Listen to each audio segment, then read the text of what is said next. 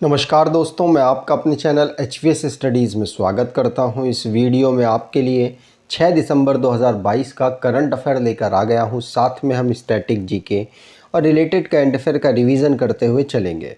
अगर आप इस चैनल पर पहली बार आए हो तो चैनल को सब्सक्राइब कर लीजिएगा। वीडियो अच्छी लगे तो वीडियो लाइक करके ज़रूर जाइएगा। लास्ट में आपके लिए क्विज़ रखा है, उस क्विज़ को ज़रूर सॉल्व कीजिएगा। चलिए बात करते हैं लास्ट डे के क्विज की। तो लास्ट डे आपसे क्वेश्चन पूछा गया था, which country used steam to propel the moon spacecraft successfully. तो आंसर यहाँ पर था, आप सभी ने आंसर दिया था जापान, और जापान ही सही आंसर था।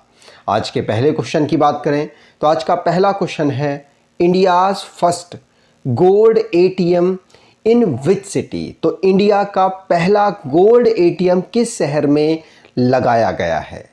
आंसर होगा, भारत का पहला गोल्ड ATM लगाया गया है हैदराबाद, तेलंगाना की कैपिटल में।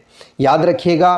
तो यहाँ से गोल्ड क्या होगा, ये गोल्ड ATM है क्या? तो मैं आपको बता दूं, ये जो गोल्ड ATM है ना, इससे आप जिस तरीके से पैसा निकालते हैं उसी तरीके से आप अपने डेबिट और क्रेडिट कार्ड का यूज़ करके यहाँ से गोल्ड निकाल सकते हैं। मतलब आपको गोल्ड में पैसा इन्वेस्ट करने के लिए पहले आपको दुकानदार के पास जाना पड़ता था, वो आपको रिटेल में जो उसकी दुकान थी उससे वो आपको पैसा लेता था और आपको गोल्ड दे देता था। लेकिन अब यहाँ से क्या होगा, आप अपने डेबिट और क्रेडिट कार्ड का यूज करके गोल्ड निकाल सकते हैं, और जो उस समय पर प्राइस चल रहा होगा वो प्राइस यहाँ पर शो होगा इसकी स्क्रीन में, उसी प्राइस पर आपको गोल्ड मिलेगा। तो ध्यान रखिएगा, ये पहली ऐसी मशीन दुनिया की है जो कि रियल टाइम आपको जो प्राइस है वो शो करेगी। तो वर्ल्ड की पहली रियल टाइम गोल्ड ATM है। याद रखिएगा, वैसे दुनिया में गोल्ड ATM अमेरिका में और कुछ यूरोप के देशों में भी लगे हुए हैं, लेकिन वो रियल टाइम वर्क नहीं करते।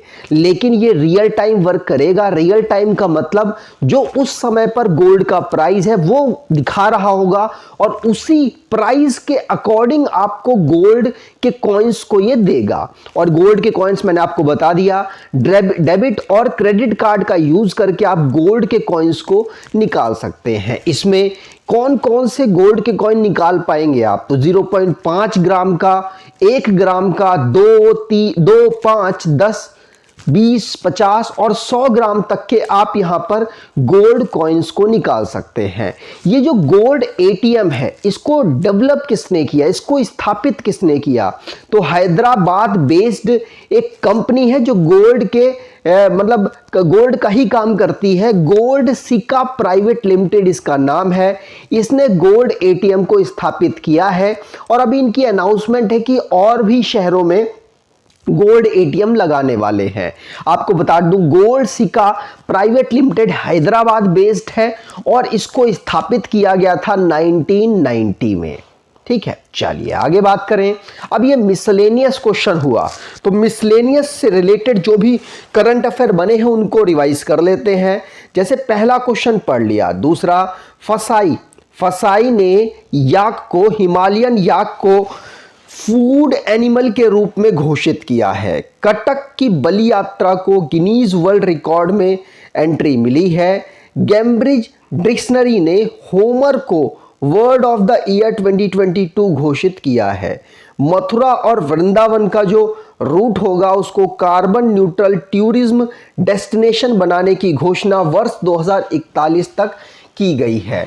27 नंबर का COP, जिसको इजिप्ट में ऑर्गेनाइज कराया गया, इंडिया पोस्ट पेमेंट बैंक, जो कि पहली लिटरेसी कैंप इन्होंने ऑर्गेनाइज कराया। और कहां पर कराया? तो जम्मू कश्मीर के डल लेक में इन्होंने कराया है। साइक्लोन सितरंग, जो कि बांग्लादेश और भारत के कुछ रीजन्स को अफेक्ट किया हुआ है, और आपको बता दूं इसका नाम थाईलैंड के द्वारा रखा गया था। अश्वनी वैष्णव, जो कि हमारे इस समय पर रेलवे मिनिस्टर हैं, इंडिया की पहली एल्यूमिनियम फ्रेट रेक को इन्होंने भुवनेश्वर रेलवे स्टेशन पर इनॉग्रेट किया है। आगे बात करें, अगला question, the first G20 sherpa meeting under India's presidency is organised in which city? तो आपको पता है 1 दिसंबर को भारत ने इंडोनेशिया से G20 की जो प्रेसिडेंसी है वो ले ली थी, अध्यक्षता है वो ले ली है। और आपको बता दूं 4 दिसंबर को भारत में पहली G20 शेरपाओं की मीटिंग ऑर्गेनाइज हुई, जिसको कहां पर ऑर्गेनाइज कराया गया? तो उदयपुर में, राजस्थान के उदयपुर में इसे ऑर्गेनाइज कराया गया, जिसे झीलों का शहर भी कहते हैं। याद रखिएगा यहां पर G20 की शेरपाओं की मीटिंग हो रही है, जिसमें क्या होगा, जिसमें अगले साल सितंबर 2023 में जो मुख्य नेताओं की मीटिंग होगी, मुख्य मीटिंग होगी नई दिल्ली में, उसके लिए जो टॉपिक्स हैं वो डिसाइड किए जाएंगे। याद रखिएगा ये जो शेरपाओं की मीटिंग हुई उसमें भारत के जो शेरपा हैं अमिताभ कांत जी, उनके द्वारा अध्यक्षता की गई है। ध्यान रखेंगे राजस्थान के उदयपुर में 4 दिसंबर से ये शुरू हुई और 7 सितंबर तक ये ऑर्गेनाइज कराई जाएगी। ठीक, चलिए अब हम ये नेशन संबंधित क्वेश्चन था तो उसी से रिलेटेड क्वेश्चंस को रिवाइज करते हैं।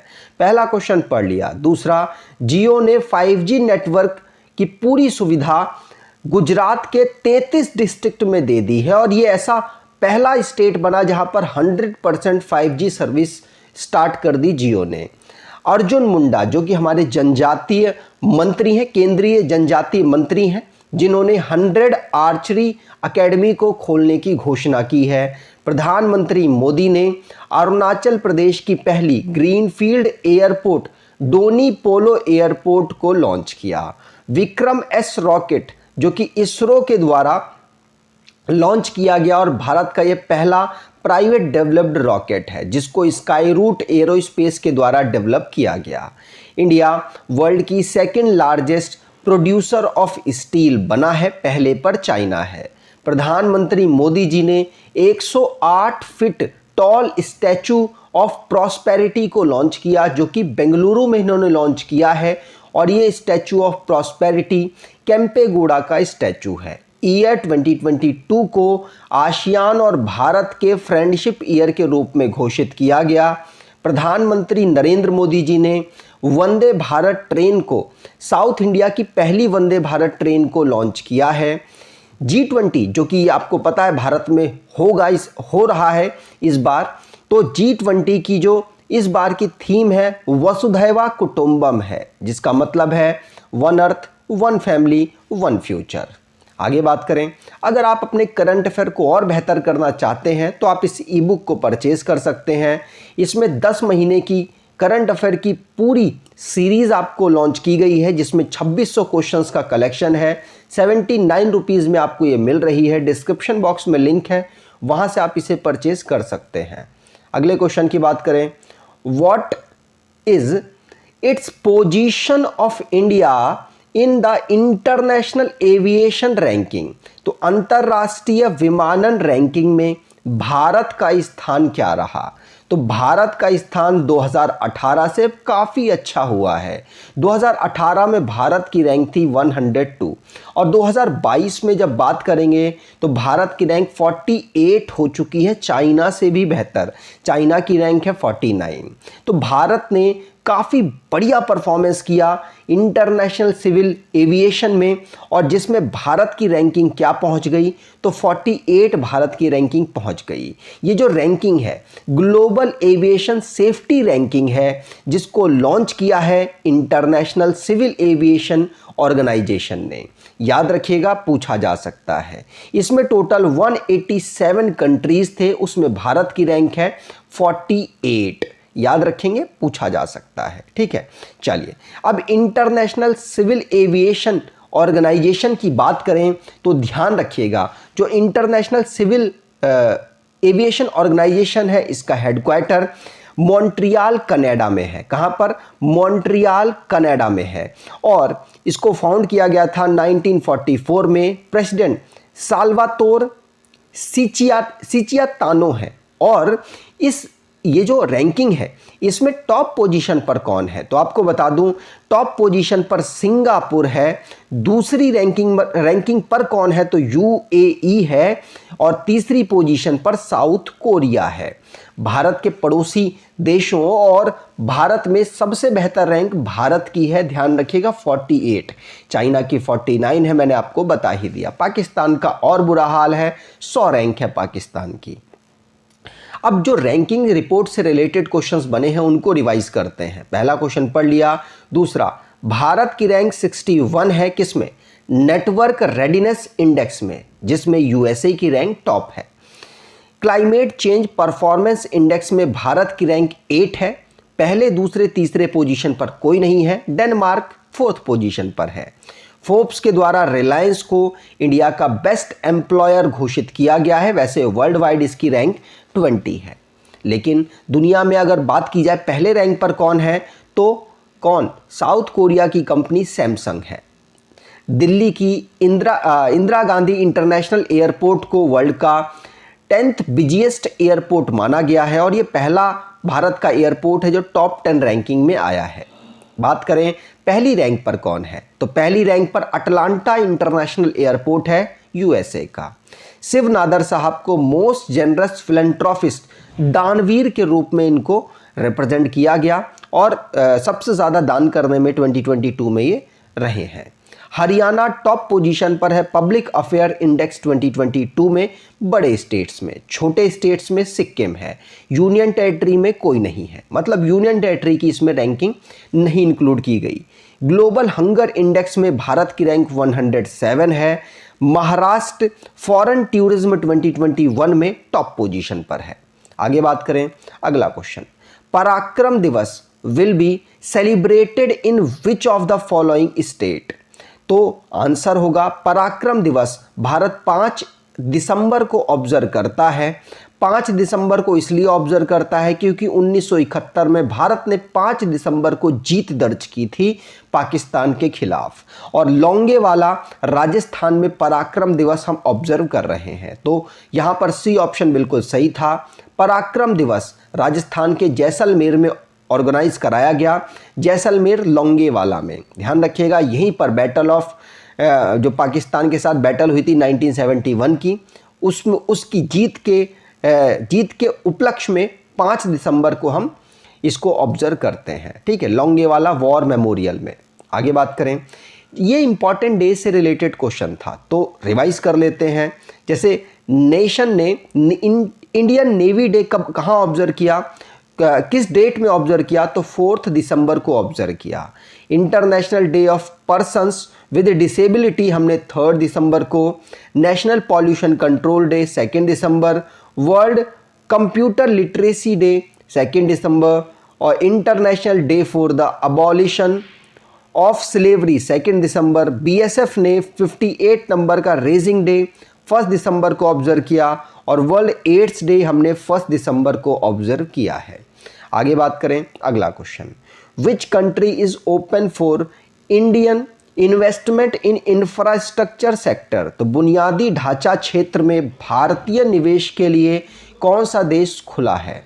आंसर होगा भारतीय निवेश के लिए अफगानिस्तान ने अपने आप को खोला है। अफगानिस्तान चाहता है कि भारत के जो इन्वेस्टर हैं आकर अफगानिस्तान में इन्वेस्ट करें, इसीलिए उन्होंने भारत के लिए अपने जो इकोनॉमी है उसको खोल दिया है। ठीक है, अफगानिस्तान तालिबान शासित इस समय पर कंट्री है और इसकी कैपिटल काबुल है। आगे बात करें, अगला question, which state has passed bill to raise reservations in the state to 76%, तो किस राज्य में आरक्षण बढ़ाकर 76% करने के विधेयक को पारित किया है, तो आंसर होगा छत्तीसगढ़ ने ऐसा किया है। और रिसेंटली में आपने झारखंड को भी सुना था, तो ध्यान रखिएगा छत्तीसगढ़ ने अपने यहाँ पर 76% रिजर्वेशन बढ़ाकर कर दिया है और स्टेट असेंबली में ये जो बिल है अमेंड हो चुका है।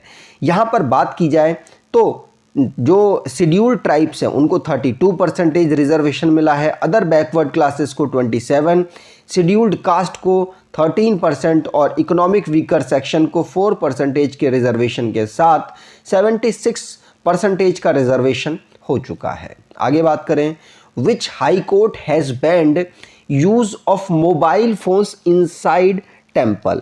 तो किस हाई कोर्ट, किस उच्च न्यायालय ने मंदिर परिसर के अंदर मोबाइल फ़ोन को प्रतिबद्ध कर दिया है? तो आंसर यहाँ पर होगा ये मद्रास हाई कोर्ट ने किया है, जो कि चेन्नई में लोकेटेड है, तमिलनाडु में लोकेटेड है।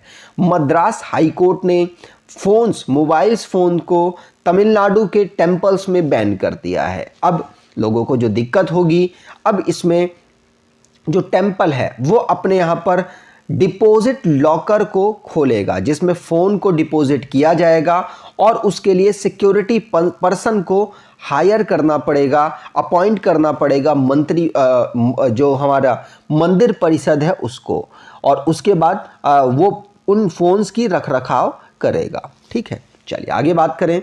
अगला, अब यहाँ पर तमिलनाडु की हमने बात की है, तो तमिलनाडु को रिवाइज करते हैं। इसका फॉर्मेशन 1950 को हुआ था स्टेट के रूप में।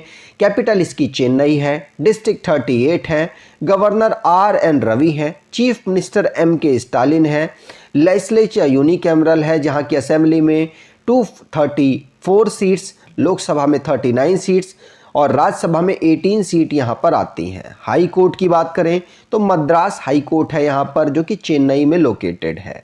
National park Guindy national park, gulf of Mannar marine national park, Indira Gandhi या फिर Anamalai national park, Mudumalai national park, Mukurthi national park यहाँ के नेशनल पार्क हैं। मैप पर देखें तो भारत के आंध्र प्रदेश, कर्नाटक और केरला के साथ ये बाउंड्री को टच करता है। आगे बात करें, अगला question, who won the best director award eight New York film critics circle.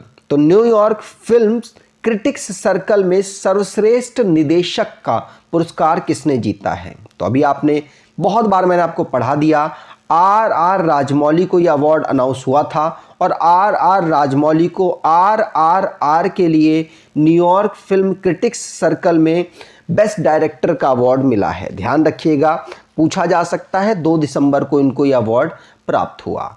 आगे बात करें, अगला question, researchers from which institutions have developed a energy efficient computing platform to build next generation electronic device. तो किस संस्था के शोधकर्ताओं ने अगली पीढ़ी के इलेक्ट्रॉनिक उपकरणों के निर्माण के लिए ऊर्जा कुशल कंप्यूटिंग प्लेटफॉर्म विकसित किया है? आंसर होगा ये IISc के द्वारा किया गया, इंडियन इंस्टीट्यूट ऑफ साइंस के द्वारा इसको किया गया। तो यहाँ पर C ऑप्शन बिल्कुल सही होगा। तो IISc के रिसर्चर्स ने centre for nano science and engineering को डेवलप किया है। याद रखिएगा, इसमें जो नेक्स्ट जनरेशन के इलेक्ट्रॉनिक डिवाइसेस अवेलेबल होंगे और इसमें उनको उन्हीं से रिलेटेड काम किया जा सकता है। तो ध्यान रखिएगा, IISc के द्वारा इसको डेवलप किया गया। इसको डेवलप करने में जो मेटल्स हैं वो सेमीकंडक्टर्स का यूज़ किया गया है, मतलब CMOS का यूज़ किया गया है, कंप्लीमेंट्री मेटल ऑक्साइड सेमीकंडक्टर का। ध्यान रखिएगा, इस टीम ने इस कंपोनेंट का नाम रखा है मेमरिस्टर्स। क्या? मेमरिस्टर्स, जो कि डेटा को और परफॉर्म को कंप्यूट करेगा। ठीक, चलिए आज के क्विज की बात करें तो Vijay Hazare trophy final win which team by 5 wickets. तो विजय हजारे ट्रॉफी किस टीम ने जीत ली, किसको हराकर जीती है, ये कमेंट बॉक्स में डिटेल में आंसर दीजिएगा। अगर आपको ये वीडियो अच्छी लगी है तो आपसे अनुरोध करूंगा, वीडियो को लाइक कर दीजिएगा, चैनल को सब्सक्राइब कर लीजिएगा और एटलीस्ट अपने कुछ दोस्तों तक वीडियो को शेयर ज़रूर कीजिएगा। धन्यवाद।